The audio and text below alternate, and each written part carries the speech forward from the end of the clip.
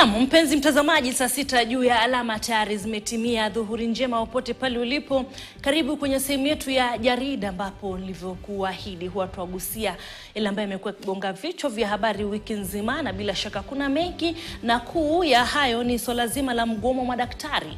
Mgomo ambao umelemaza shughuli nyingi katika hospitali, hususan zile za umma humu nchini mtazamaji, na vile vile swala zima la mbolea ambayo ni gushi humu nchini, na miongoni mwa masuala mengine likiwemo swala zima la ajali za barabarani. Je, ni nani atakuwa anawatetea wasafiri, madereva ambao wanakiuka sheria za barabarani? Ndio mada ambazo tutakuwa tunazigusia hapa kwenye jarida. Mimi ni Cecilia wa Kesho Matuva, siko peke yangu. Hapa niko na Mark Echakara. Huyu ni mchanganuzi wa sera. Karibu sana. Asante. Uhali gani? Niko mzima kama kigogo. Mzima kama kigogo. Nashukuru. Tuko na Paul Masharia, wakili. Wakili, ujambo? Jambo. Huwa fahari kuwa nawe hapa kwenye jarida na matukio ya wiki. Nashukuru kwa mwaliko. Karibu sana. Asante. Nataka tuanze papo hapo ulipo. Swala zima la mgomo. Wewe umeathirika kama wewe kidogo wategemea zile za kibinafsi, na kibinafsi pia sasa wanatishia kwamba huenda pia wakajumuika na wenzao wa hospitali za umma. Itakuwaje? Leo ni siku ya 24. 24. Gazeti letu la Standard lasema siku ya 24. Kutoka madaktari walipotangaza wataandamana ili kushinikiza serikali kuchukua hatua kulingana na makubaliano yaliyofanyika mwaka wa 2017. Naam. Japo mimi mwenyewe sijaathirika kibinafsi, ninawajua marafiki zangu, ndugu zangu, wenzangu, watu ambao ninawaelewa ambao japo wangetaka kuhudumiwa kiafya hawajapata ile nafasi, kwa sababu kulingana na hali ya kimaisha inawezekana hawana uwezo mkuu wa kwenda katika hospitali za kibinafsi kupata matibabu. Kwa hivyo wacha tuseme ya kwamba Wakenya wote wameathirika, iwepo umeugua, iwepo hujaugua. Kila mmoja ana chozi lake, kwa sababu ameathirika kwa njia moja ama nyingine. Kwa hivyo hili ni swala ambalo lahitaji kusuluhishwa kwa haraka, kwa sababu ukiangalia vigezo katika maisha ya binadamu, afya ni mojawapo ya kigezo lazima mtu awe nacho ili aweze kuishi maisha ambayo haina matatizo mengi. Kwa hivyo hili ni swala ambalo limewaathiri watu wengi nchi nzima. Watu ambao wanategemea zile itikadi ama yale maelekezo ya madaktari. Tumeathirika watu wengi, japo walio na uwezo na wasiokuwa na uwezo bado wanaathirika. Kivipi? Wale ambao wana uwezo wamekusanyika katika hospitali za kibinafsi. Kwa hivyo hata ungetaka kufanya shughuli ya haraka hautaweza. Kwa sababu gani? Watu wengi walio na uwezo wamekusanyika pale. Wasio na uwezo wanaduaa na kupigwa na butwaa pale katika hospitali za kibinafsi. Kwa hivyo kila Mkenya ameathirika. Kila Mkenya ameathirika. Unakubaliana na hilo? Siku 24 za mgomo. Mamilioni ya Wakenya wanategemea hizi hospitali. Tulikuwa tunaangalia hali jinsi ilivyo katika hospitali ya Kenyatta, kwa mfano hospitali kubwa zaidi humu nchini. Je, ni kwa nini kunakuwa na misimamo mikali hivi katika pande zote mbili? Je, huu mkataba wa mwaka 2017 utekelezwe jinsi ulivyo? Wafanye nini? Wewe unadhani nini kinaweza kikafanyika angalau kulegeza hii hali? Kwanza kabisa Cecilia, nashukuru sana kunialika. Karibu sana. Kwa hilo swala la mgomo madaktari, mimi nakubaliana na wakili kwamba Wakenya sio wachache ambao wameathirika kwa ajili ya mgomo huu, na mkataba huu ambao ulitiwa sahihi kati ya ile union ya madaktari KMPDU na serikali, mkataba wa mwaka 2017 ilikuwa iweze kutekelezwa in phases. Lakini haikutekelezwa jinsi ilivyopangiwa. Kwa hivyo kunakuwa na ile tunaita cumulative effect. Kwa hivyo yale ambayo madaktari wanahitaji yatekelezwe sasa, ikiwa itatekelezwa kwa kikamilifu, jinsi ambavyo including arrears inakuwa ni jambo ambalo ni changamoto kubwa sana, kwa sababu wakati mkataba huo ilitiwa sahihi mwaka 2017, ilikuwa bado ni awamu ya kwanza ilikuwa inaisha ya rais wa awamu ya 4 wa Kenya, Rais Uhuru Kenyatta wakati huo. Na baada ya kuchukua hatamu ya pili ya uongozi bado hawakutekeleza mkataba huo. Nakumbuka swala hili la mgomo wa madaktari ni swala ambalo limekuwa likitukia karibu kila mwaka. Sio mara moja, mara kadhaa. Na kwa hivyo nadhani kwamba labda serikali ingeweza kupiga hesabu vizuri kabla hawajakubaliana, kwa sababu kukubaliana na kutia sahihi mkataba inamaanisha kwamba waliona kwamba inawezekana kutekelezwa. Unaona? Lakini kukosa kutekeleza pia inakuwa ni ile kutokuwa na ukweli ama kukuwa dishonest. Unaona? Lakini kweli ni kwamba tunao changamoto. Na Wakenya wengi wameathirika, na kwa hivyo ni muhimu sana suluhisho iweze kupatikana. Muhimu sana. Lakini tunaona kwamba mara nyingi kuna kuwa na huu mvutano kati ya serikali kuu na upande wa zile serikali za kaunti.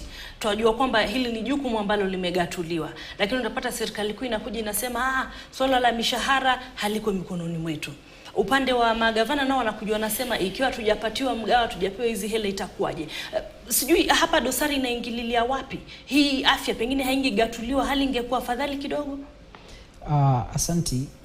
Palipokuwepo na mazungumzo na majadiliano kana kwamba idara ya afya yafaa kugatuliwa. Japo itapelekwa katika serikali za mtaa, mpangilio utakuwa upi kuhakikisha kwamba wale madaktari ambao wameajiriwa na serikali za mtaa hawapati nafasi finyu wakilinganishwa na wale madaktari ambao wameajiriwa na serikali kuu. Hili limekuwa swala, na kiini cha kutokubaliana ni fedha, ni pesa. Japo kungekuwa na uwazi na kukuwe na hali ya kutaka kutimiza makubaliano, hatungekuwa na yale ambayo tunayaona kwa sasa. Kwa muda ambao umepita, kwa miezi kadhaa, magavana pia walikuwa wameinuka wakisema ya kwamba tutachukua pia hatua, kwa sababu zile fedha tunatarajia kutoka serikali kuu bado hatujapata.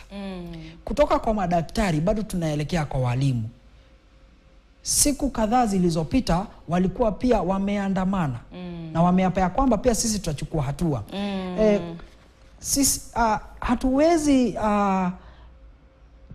elekezea kidole cha lawama kugatuliwa. Kile kitu ambacho tunaweza sema ni kiini cha mvurugano, cha mvutano, ni kutokuwa na makubaliano na kutimizwa kwa makubaliano yaliyokuwepo ili kusaidia Wakenya watenda kazi. Kwa sababu huyu mtenda kazi anapofanya kazi hamfanyii kiongozi aliye katika nyadhifa za uongozi.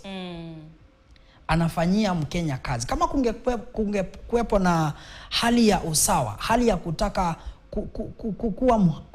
kufanya haki, kufanya usawa, hapange kuwepo na mvutano ambao tunaona. Ukizingatia kiini zaidi ambacho kinarejelewa katika mazungumzo, unasema ya kwamba tungetaka watuambie kinaga ubaga, hiki tutakifanya, hiki hatujakifanya, bila kujipiga kifua.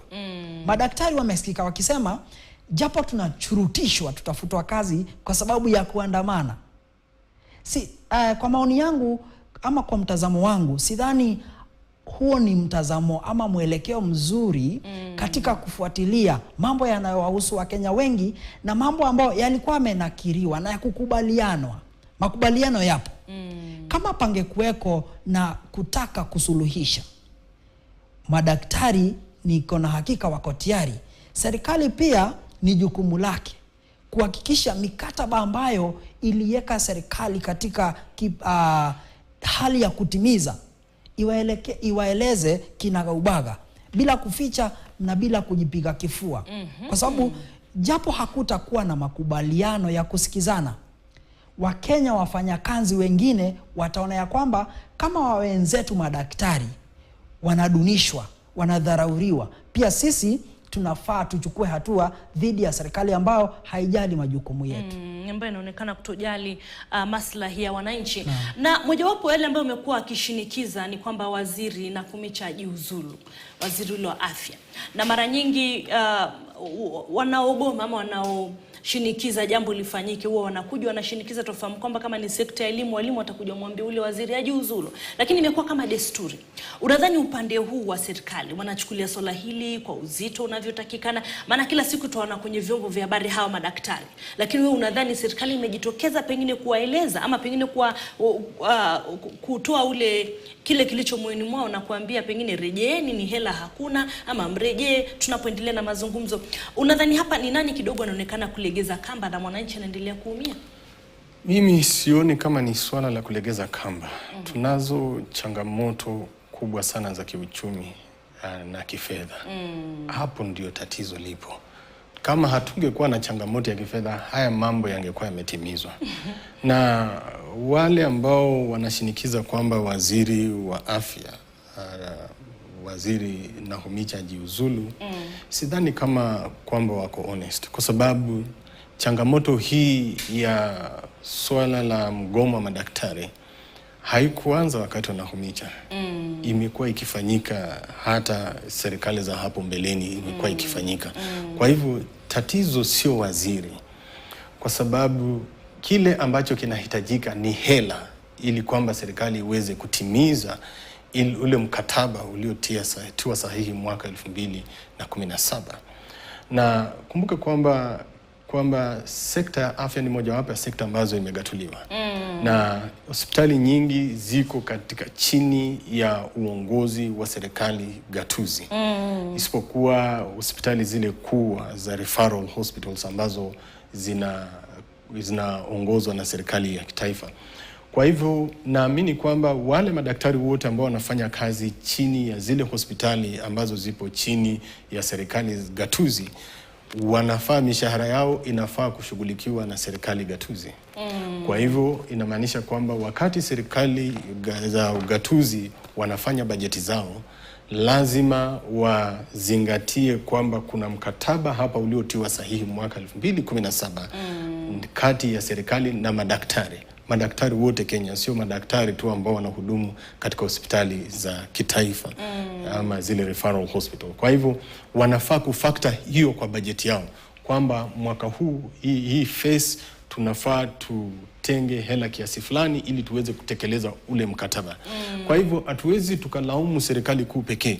Serikali gatuzi pia lazima wachukue ile tunaita deliberate actions, kuhakikisha kwamba zile changamoto madaktari wao walizo nazo pale katika hospitali ambazo zinaongozwa na serikali gatuzi zinaweza kutatuliwa, na lazima wafactor kwa bajeti zao, kwa sababu serikali gatuzi wanatengeneza bajeti yao wenyewe ambayo haideterminiwi na serikali kuu. Wao wenyewe wanaketi bunge ya gatuzi, MCAs wanaketi wanatengeneza bajeti yao bila kusema serikali ya taifa imesema tupunguze hii. Hapana. Wao wako kwa hivyo wajipange. Wao wenyewe wajipange. Exactly. Kwa hivyo wakati serikali gatuzi wanafanya bajeti yao ya mwaka, lazima pia wafactor, kwa sababu mara nyingi wanajificha nyuma ya kwamba sasa kila mtu anaona ni waziri na ni serikali kuu. Kila mtu anasema Nakumicha, lakini kumbuka katika serikali gatuzi pia wako na waziri wa afya. Kwa hivyo na kila wizara katika serikali gatuzi pia wanatengeneza bajeti yao jinsi ambavyo kila wizara katika serikali ya taifa inatengeneza bajeti yao. Kwa hivyo vile ambavyo serikali ya taifa, waziri wa afya serikali ya taifa wanatengeneza bajeti yao, vivyo hivyo serikali, waziri wa afya wa serikali gatuzi pia anafaa kutengeneza bajeti yao. Ule mgao ni sawa. Tatizo sio hiyo. Unajua, kusema mgao hatujapata, hiyo ni jambo tofauti. Labda hela hazijafika, hiyo ni tofauti. Hiyo inaweza kuwa basis ya kwamba madaktari tayari tumefactor in kwa bajeti, lakini serikali kuu bado haijatuma mgao. Wakati itaingia tutalipa. Kwa hivyo kwa hivyo wanajificha nyuma ya serikali ya taifa and they are not taking responsibility. Ni kisingizio. Tunapomalizia swala hili, maafisa wa kliniki vile vile wamejitosa. Ndio walikuwa awali wametoa pia makataa, wamekuwa kitoa makataa. Ni watu muhimu sana pale mahospitalini, ikizingatiwa kwamba wakati pengine daktari hayuko wao ndio wanafanya hizi shughuli wakisaidiana na wauguzi. Wamejitosa vile vile kwa huu mgomo. Lakini cha msingi tunaona kwamba juzi mkuu wa utumishi wa umma Felix Kosgei ametoa zile barua kwa madaktari wanagenzi ama doctor interns. Lakini David Atela pale mwenyekiti wa KMPD akasema hizi hazitasaidia, mmepunguza hizo hela. Kuna siasa hapa ndani ya hili swala zima. Kwa nini hangeacha wale pengine wao walikuwa wanafurahia kupokea zile barua kutoka kwa Wizara ya Afya? Wewe wachukulia vipi swala hilo zima? Nimetizama kwa makini wanaounga mkono na wale ambao wanapinga swala la kwamba wale wanafunzi wanajifunza kujiunga na tume ya utibabu. Japo wamepata zile barua. Naam. Palikuweko na makubaliano ya jinsi ambavyo mshahara wao wafaa kushughulikiwa. Wao wenyewe hawakuwepo. Inawezekana hawakuwepo katika meza ya kukubaliana. Lakini yalikuwepo makubaliano.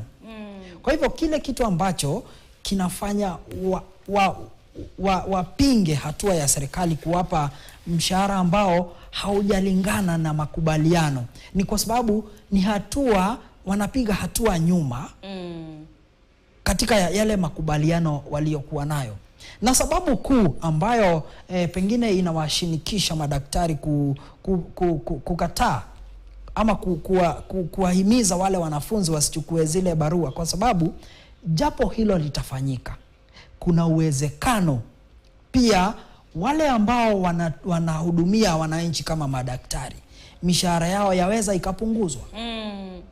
Japo wale ambao wanajiunga na tume ya utibabu, mshahara wao umepunguzwa kwanza mwanzo, watakapoendelea hakuna ishara ya kwamba mshahara wao utalingana na matakwa na makubaliano ya wale madaktari.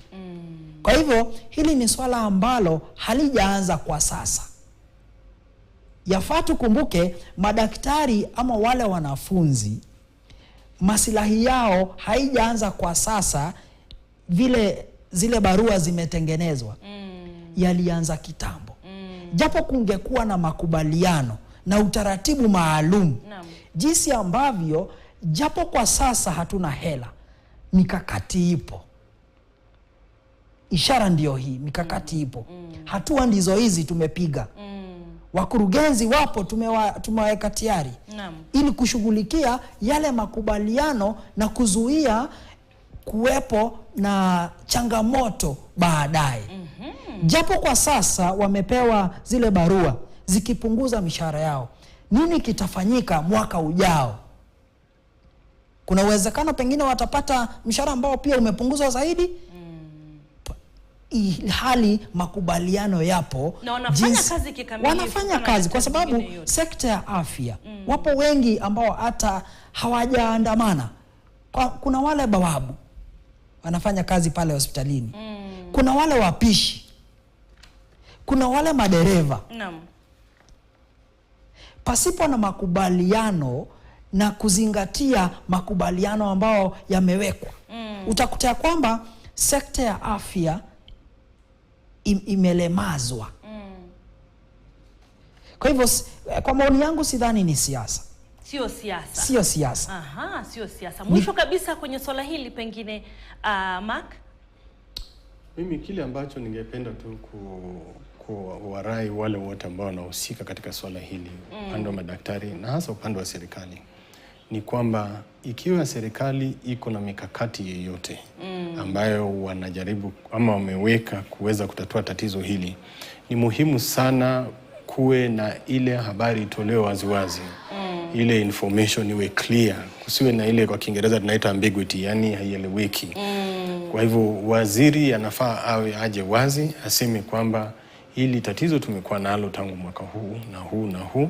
Changamoto tulizo nazo kwa sasa ni kwamba hatuna hela za kutosha, lakini tunaweka mipango kuhakikisha kwamba labda mwaka ujao katika mgao wa Wizara ya Afya ya bajeti tunanuia kuongezea mgawa ambao tunatenga ili tuweze kutekeleza angalau wale wanaopigania kuongezewa mishahara yao pia hata wanaposimamisha mgomo na kurudi kazini wanarudi wakiwa na tumaini, kwa sababu wamehakikishiwa kwamba kwa muda usio mrefu tatizo hili litatatuliwa. Lakini ikiwa jambo hilo halitokei wazi, hamna mtu ambaye anasema waziwazi suluhisho ni ipi, bado huenda tukaendelea kuwa na changamoto hii, kwa sababu kumbuka kwamba jambo hili la mgomo ni haki, ni mojawapo ya haki ya kikatiba, the right to picket. Kwa hivyo huwezi ukazuia watu ukasema utawafuta kazi kwa sababu